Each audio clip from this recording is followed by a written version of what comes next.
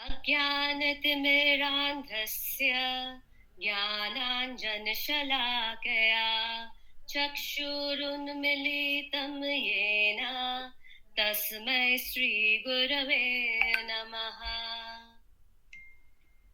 Pranam Maharaj, on behalf of Tat Padam, please, Tat Padam family, I would like to add, please accept our humblest and sincerest pranam and our heartfelt gratitude for your time, guidance, and everything that you so graciously offer to all of us.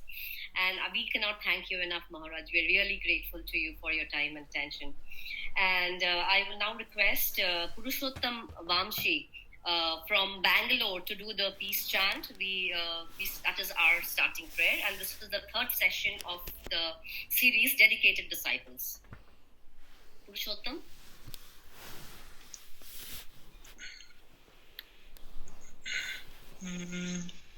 Om Shri Gurubhyo Namaha Hari Om Shanno Mitrasham Varunaha Shanno Bhavatvaryama Shanna Indro Bruhaspatihi Shanno Vishnurukramaha Namo Brahmane Namaste Vayu Tvameva Pratyaksham Brahmasi Tvameva Pratyaksham Brahma vadishyami, Rutam vadishyami, Satyam vadishyami, Tanmavavato, Tadbhaktaram avatu mam, avatu bhaktaram.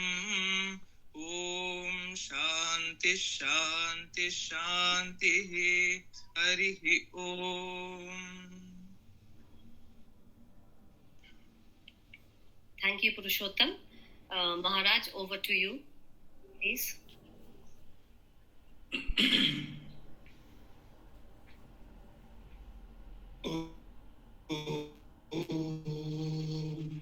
Akhandamandalakaram Vyaptam Yena Characharam Tat Padam Darshitam Yena Tasmai Sri Gurave Namaha Harihi Om. Om Namo Bhagavate Ramakrishnaya. Dear devotees, indeed I am very happy to meet all of you again this month. This class is titled as Dedicated Disciples. I welcome many of the newcomers who have joined this class for the first time, though we have completed 2 earlier classes. The title being Dedicated Disciples, naturally we all expect that the disciples of Sri Ramakrishna, their lives and their Ramakrishna's impact on them, that will be studied. So the first class itself I gave a disclaimer for this, meaning that not exactly the disciples of Sri Ramakrishna, all those people who came under the spell of Sri Ramakrishna, as you can say, under the influence of Sri Ramakrishna, who were influenced by Sri Ramakrishna in a great detail in their life. Such people also we should take up. So to me it appeared as they lived with God.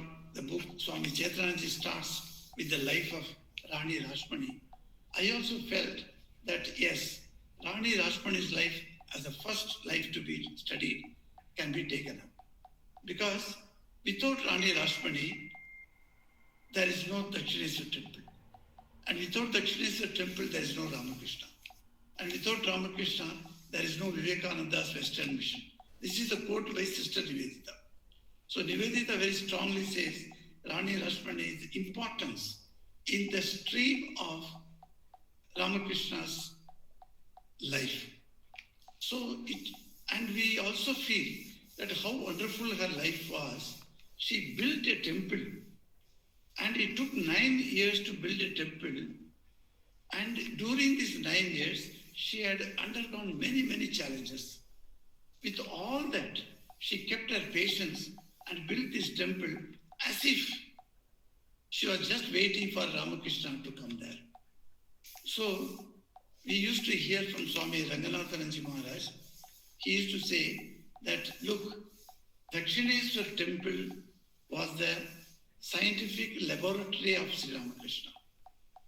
There, that place was that where Swami Ramakrishna experimented with many items of sadhana. Many items he experimented, and those experimentations were done in that place. So it is a laboratory. As a scientist does certain experiments in the laboratory, likewise Sri Ramakrishna performed. So that's a very apt saying about Dakshineswar. So just to recapitulate or to remember briefly what we discussed in the previous 2 months' classes, I'll tell you. We took up the study of Rani Rashmoni. Rani Rashmoni was born in a farmer's family. In those days, farmers were in very difficult situation. They were not very rich, as we find in the modern days. The farming has undergone a huge change. The technology has come into the play. If you go to the northern India especially, and some other states in southern India, the farming has come very well. So the farming, not that way. So it was a very poor family where Rani Rashmoni was born. And she grew up in that, near the Ganga river.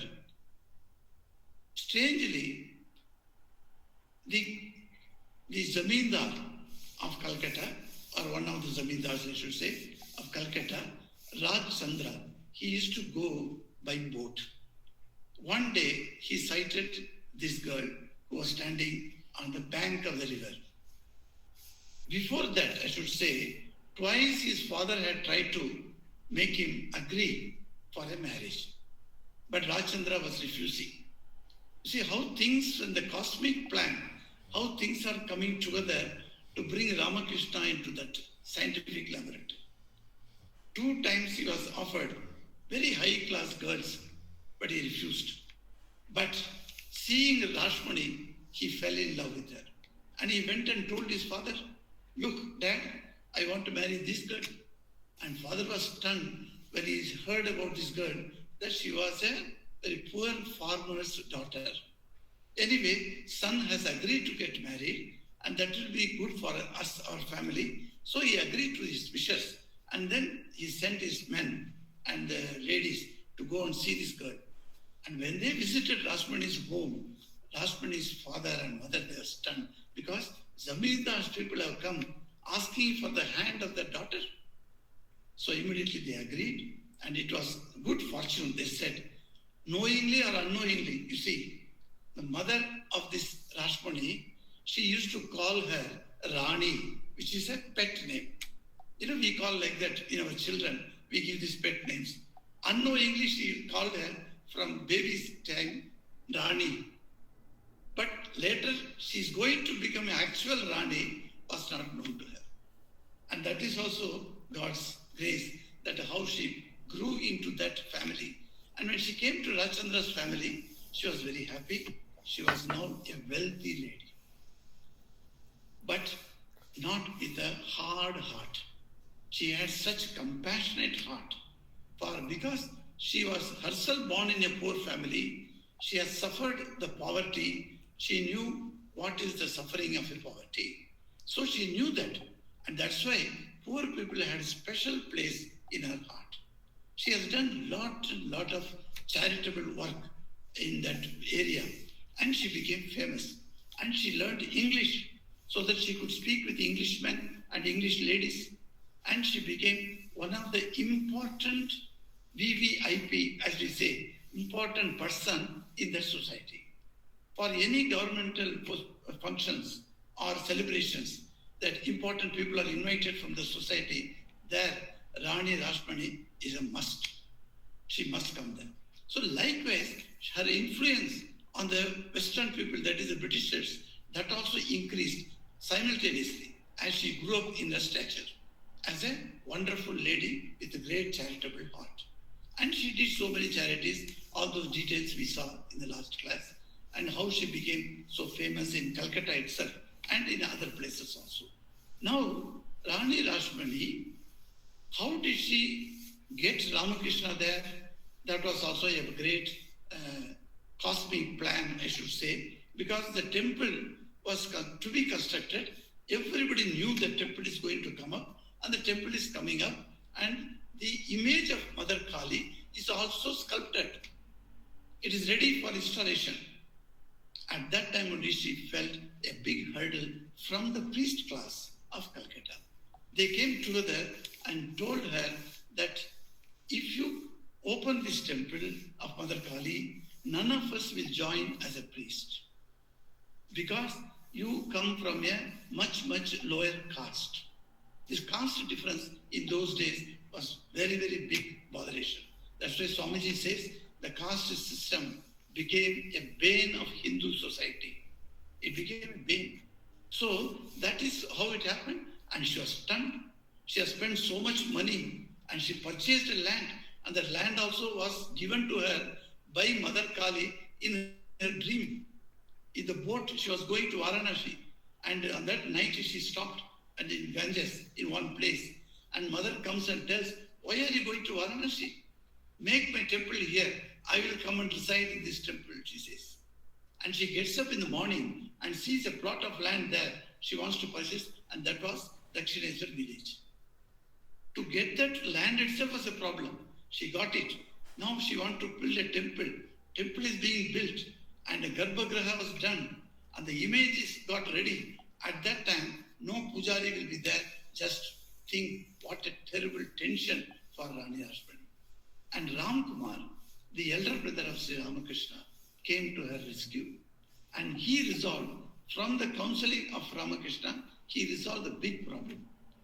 So that was done. What was the problem? If Rani Rashmoni hands over this temple property to a Brahmin, then we Brahmins are ready to come and do the puja. Now that was to whom she will give. So she approached her Guru, who was a Brahmin by birth. So she approached the Guru, "Guru, please accept this property. I will write it in your name." He said, "Okay, if welfare of people to be done, let it be done." So he accepted the property, and then all the priests came together and they said, "We shall officiate." Now who will work there? Day and night you have to be in the temple and you have to work there. Ram Kumar came forward.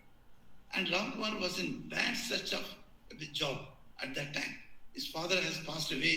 He had one brother, one sister, and then Gadai also was there with all of them to feed so many mouths, because Mother Chandramani was there. She is a widow now. To feed all these people, he was really unable to meet both ends, as they say. In that way, he came to Calcutta in search of a job. Because he was a Sanskrit scholar, he thought, let me start a school of Sanskrit studies. It was called Toll in Bengali language. So he started a Toll, thinking the students will come. You get out from it. But that also was disappointing. British education was coming up at the time. Macaulay started in 1835, and that system has been put into all the Gurukulams and the Tolls. They are all being abolished slowly one by one, and students were not coming. And even if they come, they are not interested in studying Sanskrit. They want the English language. Even now, the desire to learn English is still perpetuating in our societies. You can see that, how children are being taken to English medium schools, not to the vernacular medium schools. Some of the vernacular medium schools in some of the states of India are being closed down for want of students. That is the condition. Even now, we have such great attraction for English. Of course, we have justification for that, because once you read English, you can go out anywhere and get your job, etc. All those things we say. But then the condition at that time, so very few students only joined, and very small amount only he could get. He could not get a big amount for maintaining his family. At that time only, Sri Ramakrishna also came to Calcutta along with his elder brother.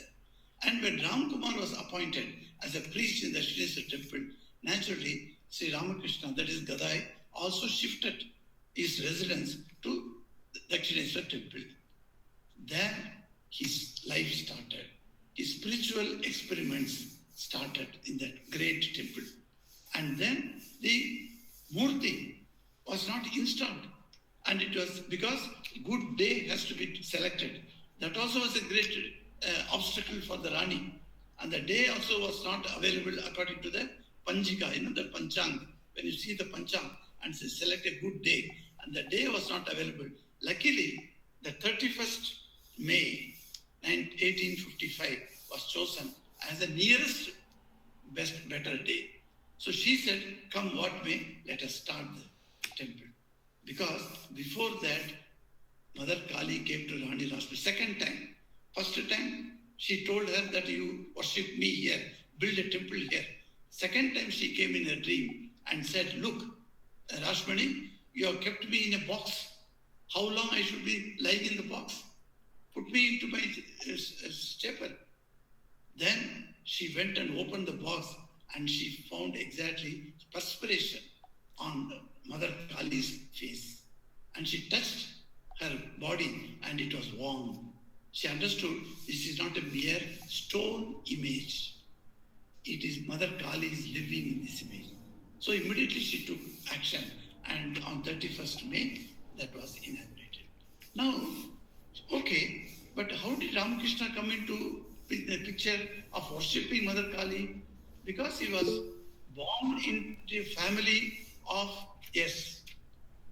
Okay, before I go to that point, is there anything, Juma? Sorry for interrupting your flow of thought, Maharaj. So you were saying that she saw the second dream time when she saw when Mother Kali appeared in her dream, and she then next morning she woke up and she finds that statue like that, and she finds that sweat and everything. So and then when did she install her immediately, or did she again wait for a day to install? Yes, that was the point. When the priests were not agreeing for a date, so it was very long date they put on, which she did not agree. She said, no, I want a nearest date, so that I had to put immediately.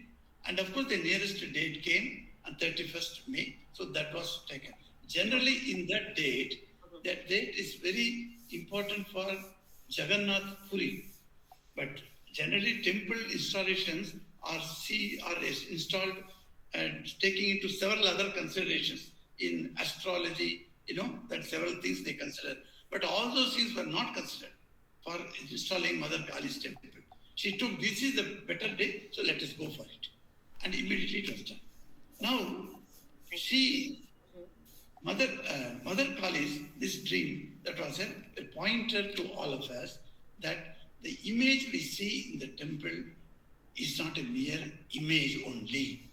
That many temples are there where the images have shown, that is, the God has shown through the image, no, I am not a mere image, I am living deity.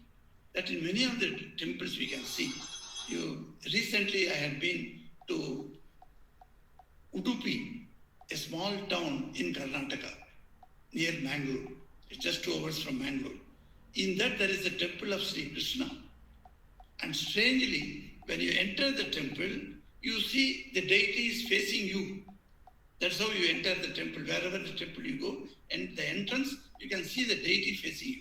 If you go to Belur Math, when you enter the temple, you see Ramakrishna facing you.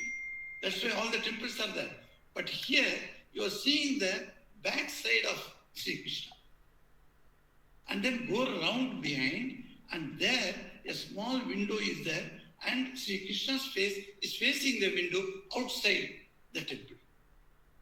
So it was very funny. So how it can happen? Then they say one Kanakadasa, a great Kannada devotee and also a great poet, he was there. He was an unlettered person actually, and he belonged to a very, very low caste in that society at that time. And he came, and the priest as usual did not allow him enter the temple and have darshan of Sri Krishna. So he was very much upset. Because he was upset, he went behind the temple, and there was a small window was there, and Lord was seated, seeing the front. So his backside only he could see. So he sat there, whole night it is said, he was singing, shedding liters of tears. So much tears he spent there. And it was so difficult. And and before the morning dawn came, see Krishna, it's a vigraha, mind you, it is an image, and it turned the image and showed his face to Kanakadasa through that small window. So that is still there. So when we think it is a mere image, it is an image. So that image will not talk to you. If you think God resides in the image, then the image talks to you. It may talk in any form, through somebody or in your dream or in your many things. I have heard from the devotees who are very sincerely pursuing their sadhanas that how they had a dream of Holy Mother, how they had a dream of Sri Ramakrishna, and how of our Swamis. I will tell you, one Swami Nikhilananda, who is very famous for his English writings on Ramakrishna's life, etc. He had a dream of Swami Vivekananda. Now you can see the dreams are said to be from the subconscious mind. It is arising, and in those dreams also God comes and gives you what he wants to tell. So you can call it as a vision also. It may be a vision also, may not be a dream. But even if you have a vision, and if you are not a Siddha Purusha like Paramahamsa, then you will consider it as a dream only. Because we do not find means to differentiate between a vision and a dream. That is what happens. So in our mind, we think that it is a dream only. Like I thought, I was sleeping, I had a dream. So these type of things happen. See, how do you say when you are not dreaming, when you are not sleeping, at that time you see something which Raja Maharaj saw. For instance, I am telling you just an example. Raja Maharaj, as a young boy, he used to come to Sri Ramakrishna at Dakshineswar. And Rakhal was his earlier name. Rakhal had a small desire. What was the desire? He wanted to see Mother Kali in the Dakshineswar temple, that image. Only he could see the image. He wanted her to come as a young girl. And he wanted to see her. Now, how do you see her? So like that, he has just come to Ramakrishna and a few months have gone. And then suddenly, one day Ramakrishna asked him, come boy, come and massage my feet. Rakhal was not willing because he belonged to a big family, That type of boys, they don't come and touch your feet and massage. So Rakhal was not at all willing to massage the feet of his own guru. But later only he understand the significance of Ramakrishna being his guru, etc. At that moment, he was not aware of Ramakrishna's the greatness. But somehow he was attracted by Ramakrishna and he was coming to him. That's all. At that time, Ramakrishna orders him, massage my feet. He was unwillingly, hesitatingly, he goes and sits on the bed of Ramakrishna. Ramakrishna was lying down and he pressed his feet. Only a few seconds must have gone. At that time, he saw from the open door a small girl entering, and she was going around Sri Ramakrishna's cot and with the dancing, because there was that avarana, that is that what you call that, in feet you put it? Payal. Payal, yes. In the payal, Tamil Golusu. So that she was wearing, so that chang, that sound was coming. So with that sound, this boy was stunned. Who is this girl? And then that girl, instead of going out of the door, she went nearer Ramakrishna and merged in him. And then Ramakrishna opens his eyes. He looks at this boy. Did you see what you wanted to see? Rakhal was stunned. Then he understood that was Mother Kali who came and gave darshan to him by the grace of his own Guru. So likewise, if you think image is an image, image will do the image work only. It will not talk to you. Thousands and thousands of people travel very near to 2 hours from Yelagiri hills. There is a town called Tiruvannamalai. How many people, thousands of people go there, and they consider Lord Shiva in the Tiruvannamalai is living God. And they go, at the foot of the hills, that is Annamalai hills is there, the Shiva's temple is there. People go around the hill. It takes about 4 to 5 hours according to the speed of walking. People walk without any saddles, any chappals. they walk around the hills and you can see that devotion. Thousands of people. Walking itself is a big problem. That type of Thiruvannamalai is there, where Lord Shiva is sitting there and speaking to the devotees. And when you go there, you can see how people are extremely happy there. And each one has got one type of experience of Lord speaking to him. So the same thing happened to Dakshineswar Kali also. It is not a mere stone Kali, it is real Kali, that is the divine power has come and taken abode there. So that abode of Mother Kali, that image is a really wonderful image. Today also when you go to Calcutta, I used to tell our Durban devotees, Singapore devotees and Ireland devotees, whenever you go to Calcutta, please visit Dakshineswar temple. It's a temple where there is a Leela Sthana of Sri Ramakrishna and Holy Mother and also Narendranath Datta. So that is a place where you can find all these disciples used to go and how many Leelas have happened there. So the Dakshineswar temple is the holiest place for us. So when we go there, we think of these things and go around the places. We go to Totapuri's place and then say, here was Totapuri who met Sri Ramakrishna. And when you go to the boating place where the boats are kept and near the steps, then you immediately imagine, here is the place where first time the Bhairavi Brahmani arrived with her Trishul and with her unfurled hair, she came. Muktakeshi, she was like a Kali, she came. And Ramakrishna saw her from distance. And he told his assistant, go and receive her, welcome her, like that he said. So all these Leelas of Ramakrishna and Mother, we can immediately imagine when you go there. This Leela Sthana visit is called pilgrimage. This pilgrimage has to be done in every religion. You find doing pilgrimage is one of the important aspects of a devotee's sadhana. I am telling a devotee who is pursuing a major, that bhakti yoga. I am not talking about jnana yogis. For jnana yogis, all places are God's place. They don't need to go on pilgrimage. So these bhakti yogis, who are all initially and generally in major way, if they are bhakti yogis, then pilgrimage is one of the important aspects of their sadhana.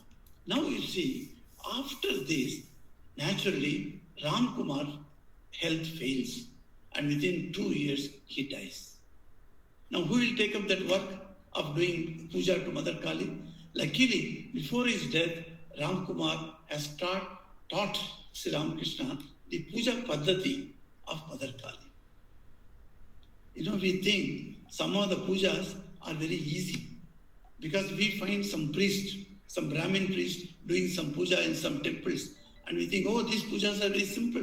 He just takes a plate and he takes the flowers and some mantras he murmurs and he throws on the deity and then he does one arati and he comes and he takes money from you. That's what we think. Mother Kali's puja is not like that because it is based on tantric worship. The main worship method of Mother Kali is not based on Vedic rituals. It is based on tantric rituals. In many of my talks, I have explained to you the difference between Vedic rituals and tantric rituals and how it was given to Sri Ramakrishna who purified the tantric rituals for our welfare. A time was there, tantric rituals went to the dogs, as they say. It went to the dogs. It degenerated to such an extent that a good person, a satvika person, cannot even think of accepting some other tantric rituals. And that time was Sri Ramakrishna's birth. Even at that time, that there are several sects are there in the tantric sects. One Karta Bhaja sect is there. They are not very popular nowadays. Nowadays means, I'm telling you, after Swamiji's arrival, after advent of Sri Ramakrishna, they lost that eminence in that eastern India. Of course, in other places of India, we don't hear about their practices. But in eastern India, they were quite a good, strong group. This is the group which invited Sri Ramakrishna when Sri Ramakrishna went to Varanasi. He went there, he attended that meeting, and they were all singing nice songs, and he was also very happy singing and dancing. He was looking. Once the song, etc., was over, the puja was over, then their original, their asal, the original practice started. Sri Ramakrishna quietly bowed down to them and came away. He did not stay there. So once I was in Kamarpukur with the head Maharaj, I was walking in the evening. At that time, the right side, down below the land, there were 5-6 houses were there. Then Maharaj was telling me, he was showing me around. And then he tell him, you see, tomorrow when you come alone, don't go down. There's some people are there, they may come up and make pranam to you. They may say, Maharaj, please come to our home and make our home holy. Like that they will tell you, in very sweet words, don't go there.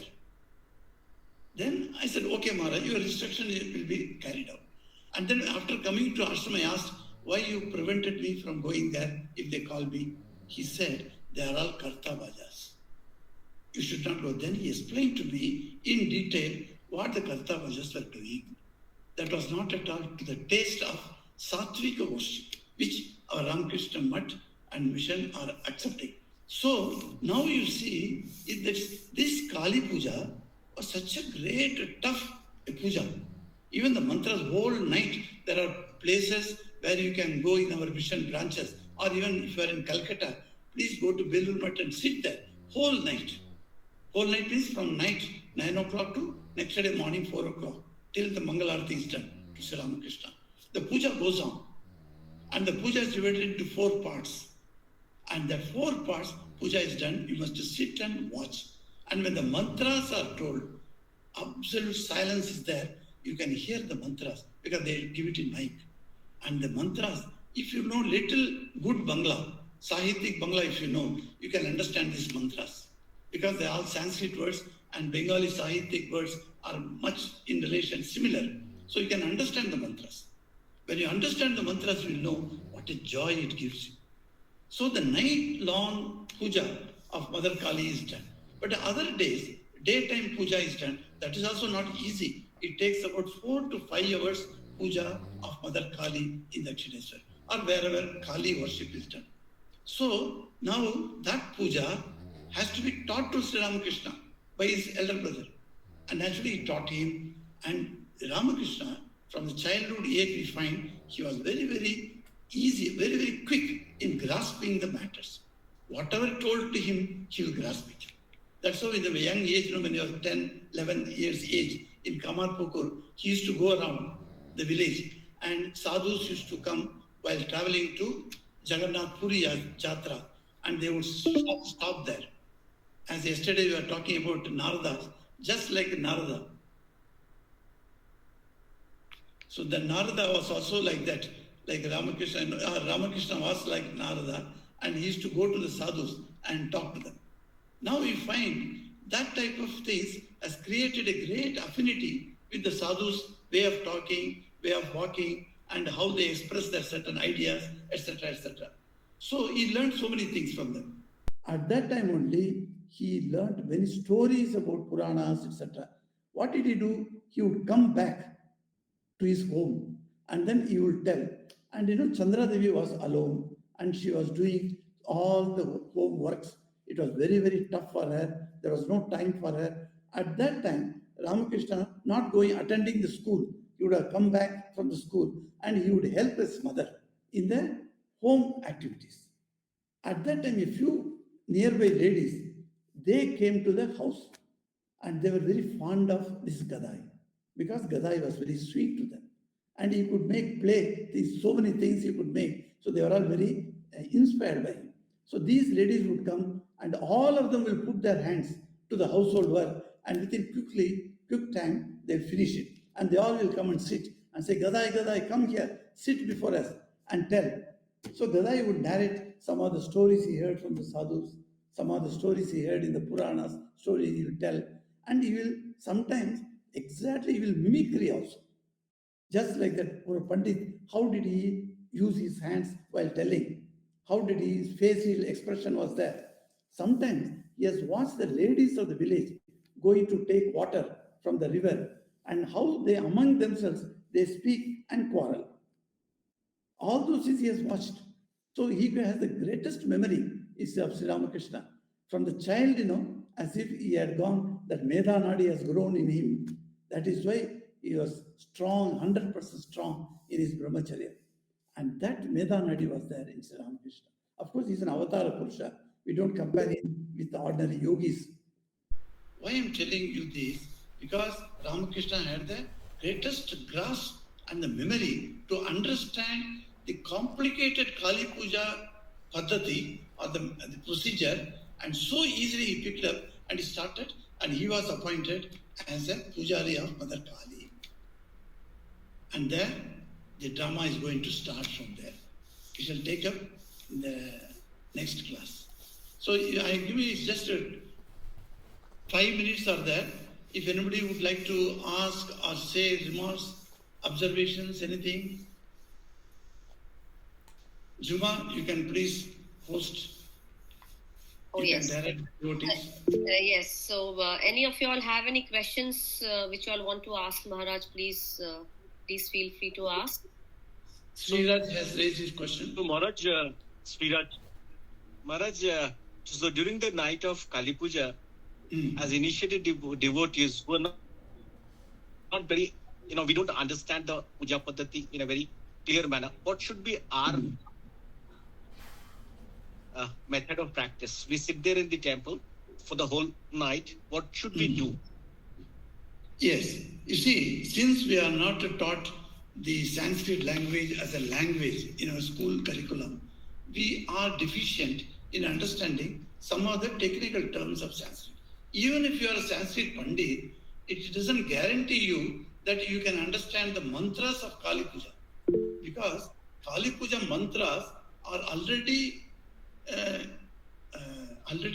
heavy with the concepts of Tantra as well as Vedanta. So all these concepts will be there. So naturally the mantras are not so easy to understand unless you go very deep into that and study, as you said. But as a devotee, not understanding the puja mantras, what is our duty? We should visit on that night some Kali temple, sit there, and when you are not able to concentrate on the mantras, the arati time you can see. 4 times arati will be done, you can definitely see, and then they will give prasad also, you can have it. And then the rest of the time, do the japa, your Ishtamantra japa, while sitting before Mother Kali. That itself will raise the power of the Ishtamantra within you. The Ishtamantra has got a bija and it has got a special power. And that power will be roused in presence of Mother Kali's puja. So that you can do definitely. Maharaj, second Sunday is Kali Puja itself. 12th November. Of course, we are here on the day, that is Diwali night. I don't know whether the devotees will be able to participate on Diwali night. Yes, so what shall we do? For me, I am free on the day. I am in Yelagiri only. Okay. So that's no problem. Then can we have the first Sunday then, in that case? And then the 4th Sunday. First is 5th, I think, no? 5th of November. 5th of November. And then? Then last Sunday. Last Sunday is 24th. What I mean is, first Sunday and last Sunday, that is reverse if you order. Last Sunday, first Sunday become next week. Yeah, I know. So what do you suggest then? Give me at least 2 weeks time that way. Okay, then 18th November we do. 18th November. The third Sunday. Or Chumati, alternatively, we can continue monthly series for this month due to Kali Puja and all. And then once it is settled, we will move to the bi-weekly meeting. That is from January we can see. Okay. Okay, all right. Okay, Maharaj, then from January. So the next one will be when then on the 18th, the 3rd of, this thing, or 24th? 25th. 25th I find Saturday, isn't it? Oh no, 26th. Sorry, I'm mistaken. Yes, you're right. 26th. 26th. Or Yes. 19th? Yes, 26th. 26th November? Yes, I will travel to Trichy. From Trichy, I will speak to you. No problem. Okay, all right, okay. Okay, anyway, we are there, all there in the group. And so we can always, if there are any changes, everybody will be intimated of the change. And have we finished, Maharaj, the Rani Rashmoni, or we are still with Rani Rashmoni today? No, it's not finished. I want today only other aspects of the puja, etc. Right, so right.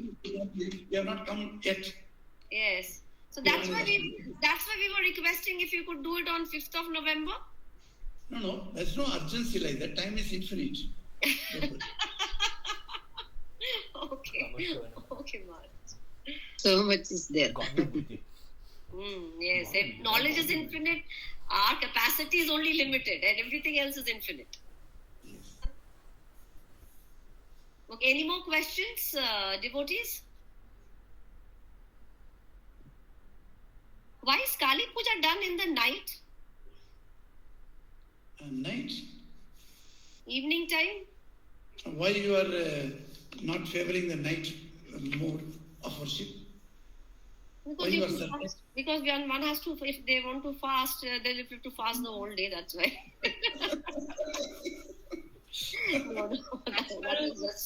Maharaj, Kali Puja is done in Amavasya, so the Amavasya starts then only Kali Puja is done. Amavasya Tithi doesn't work in daytime, you see. Okay, so it's 12 hours, huh? Is it the Tithi? Yes. Maharaj, another thing if it's... Oh, okay, carry on. Another reason, what is that?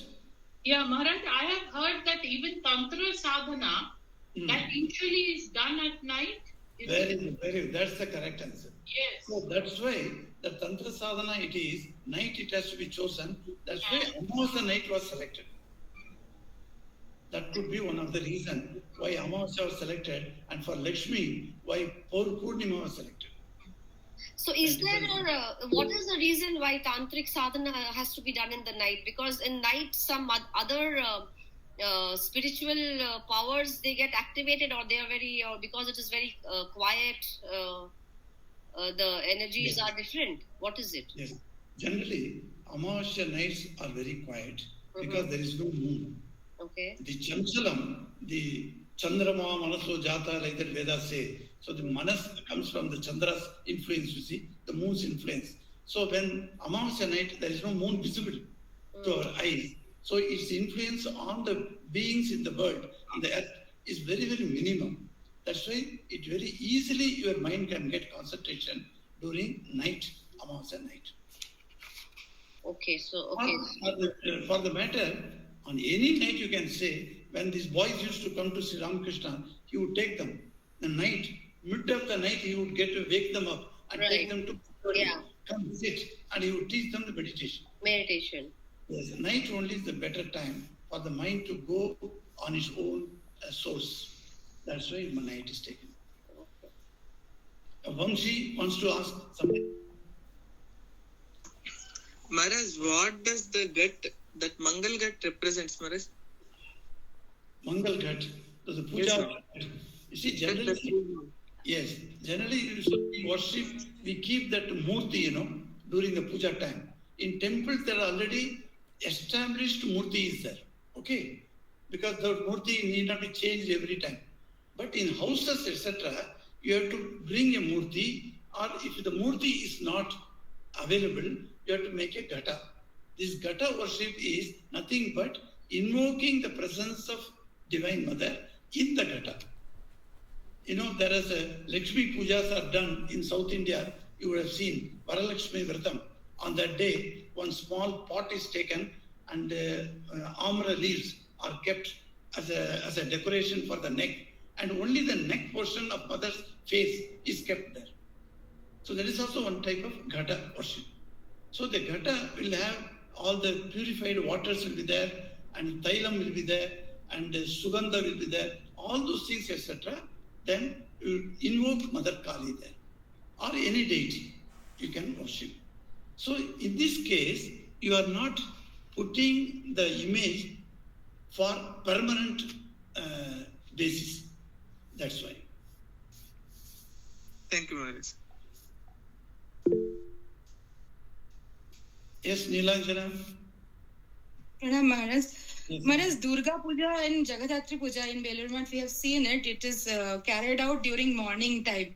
So, is it a Vedic rituals are followed during Durga Puja or Jagadhatri Puja? Exactly, you are correct. You are rightly touched upon that. Yes, Durga Puja is done Vedic rituals.